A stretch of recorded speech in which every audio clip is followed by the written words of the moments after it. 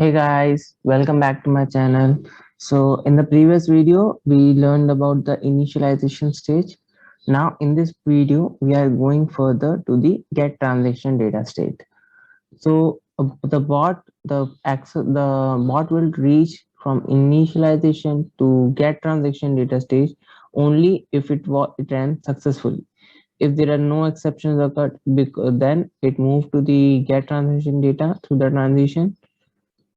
Over here, the task in the state of the bot is the task is to fetch the data on which the bot is supposed to iterate on.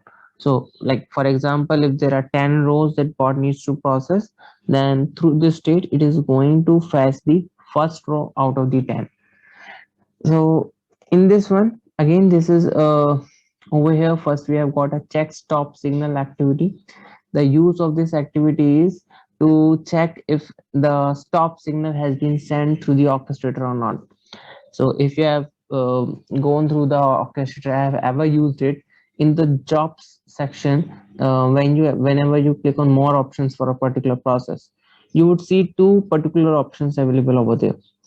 One is stop job and another is kill job.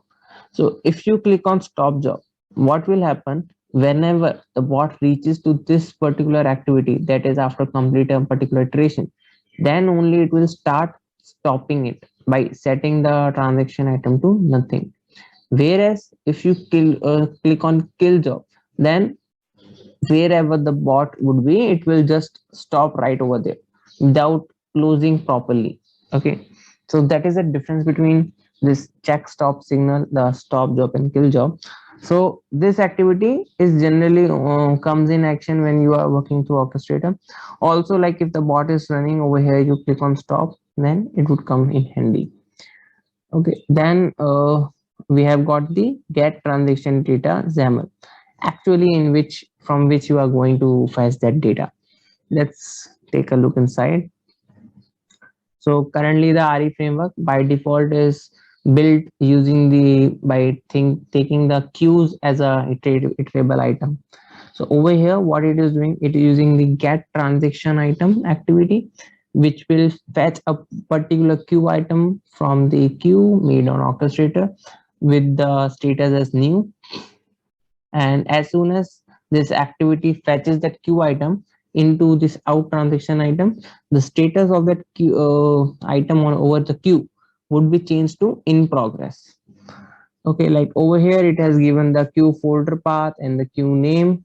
Folder path is something like the modern folder or classic folder, and in production when you work as a real-time developer in a corporate world, you would find there are multiple folders available because there are teams with in which there are like one single orchestrator with multiple separate teams.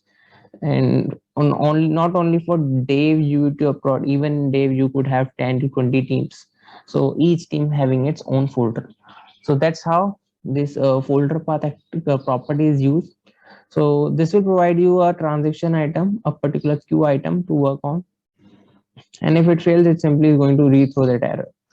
So if it rethrows, then what would happen, since it is in a retry activity, so it is going to retry to fetch that queue item while giving you an error message as what happened with that. Next, if it is able to fetch the transaction item successfully, that is our transaction item is not nothing, then in this particular XAML we are going to extract the details explicitly that we want to work on. So I will take the example from an Excel point of view. In Excel, I have got 5 columns: A, B, C, D, E.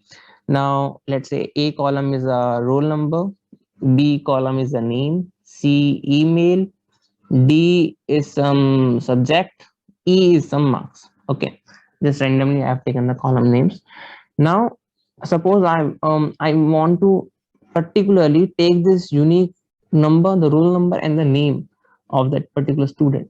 So that those things I'm going to fetch over here in the assign our transaction field 1 and field 2, because these I can use in the later states to identify on which row I am processing on and to explicitly apply some condition. So another example would be if there is a column like C column, say now it contains the okay, yeah, E column, it contains some grade, right?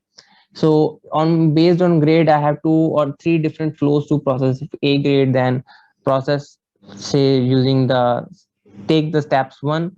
If it is B grade, then you should not take step 1 but step 2. So it is a kind of flow process that we are going to follow. So and in such scenario, I can fetch that particular grade value in this transaction field.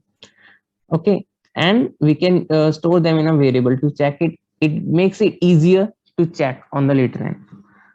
So that is all for this particular get transaction stage, that is to fetch data. Now a few more things that you can do over here, like if you are using a data table instead of queue, which is generally done in the production again. So I will just disable this part, add an if activity over here. Now the condition you need to set is like in transaction number should be less than IODT transaction data dot row count. Now if this condition is true, you can set your out transaction item to IODT transaction data in transaction number. Currently this out transaction item is of type queue item, so let's convert it to system dot data row, and that is gone. Okay, now next thing, if the transaction number increases or gets equal to the uh, total number of rows in the data table, then it should be set to nothing. If you might be thinking that why what happens if both the values, the transaction number is equal to the number of rows in a data table, then why it is going to set to nothing? So just for your info, in UiPath the indexing is done through zero based indexing.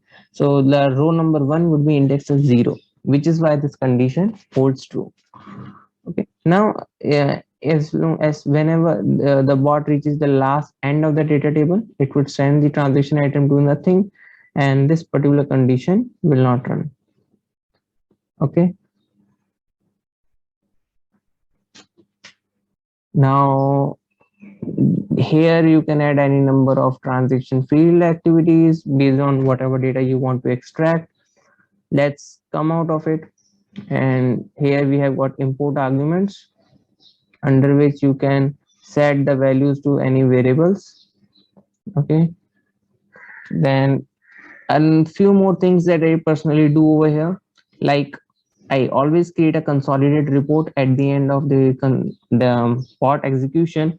So for that, I prefer it a best practice to create a start time variable over here, which tells us that at what time the bot actually started that particular transaction, and we can store an end time at the end state when the bot is completed in the set transaction state. That would show us the start time and end time of a particular transaction only, not the complete run but a particular transaction.